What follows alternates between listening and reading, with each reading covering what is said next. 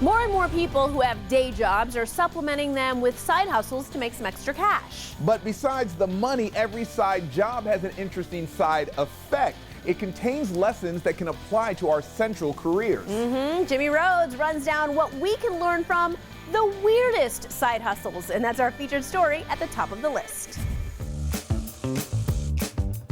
As a kid, Chris Guillebeau had big dreams. I thought Burger King was the greatest restaurant in the world when I was 6, and so I was like, it must be a great job. The adults weren't exactly supportive. They would always be like, well, maybe you'll change your mind, as opposed to like, oh, you can do anything. Now Chris is among the biggest names in side hustling. His latest book is called 100 Side Hustles. I was surprised all the different ways people can make money. And even the weirdest side hustles can have lessons for all of us. We've got 3 examples, starting with someone I'm calling the bridesmaid. So there's a woman named Brittany Finkel. She's got 3 older sisters. After being dragged to their weddings, she noticed that being a bride is expensive. And it's not just the dress, it's also like all the accessories, the veil, the tiara, whatever else. You're gonna pay hundreds of dollars, wear it once, and that's it. The obvious question? Why isn't there a rental market for these things? And that's the lesson of the bridesmaid. Mind your life. Those observations are opportunities. So she starts a little business called Happily Ever Borrowed. Last year, on the side, they did $80,000. Nice. Our next side gig sensei, the cricket guy. Who buys and resells live crickets. 2 reptile owners, and to keep his house from looking like a biblical plague, he uses a method called drop shipping. He just takes the orders, passes it on to the cricket farm, and the cricket farm does all the shipping. The lesson of the cricket guy? Walk in your customer's shoes. One time in the beginning, he did handle the crickets, just once. It's good that he did, because crickets came in and there's supposed to be some instructions in the box. But it turned out that the crickets will eat any paper. So he learned he needs to email all the instructions. Because crickets can't eat email. Finally, there's the chicken lady. Chicken lady loves life! Not that chicken lady. Fun fact, when you're raising chickens, they can get various injuries if they don't have a little saddle or a vest. Because hens will peck at each other. And the chicken lady noticed that the existing vests were shoddy. So she went out and said, I'm gonna make one chicken saddle to rule them all. She now ships them out from her home in Oregon. Of course, she lives in Oregon. A lot of friends, other chickens as friends. The lesson here is an old one. Build a better mousetrap and they'll still beat a path to your door. She's doing a couple $1,000s a month with this. 3 strange side gigs with universal lessons are at the top of the list.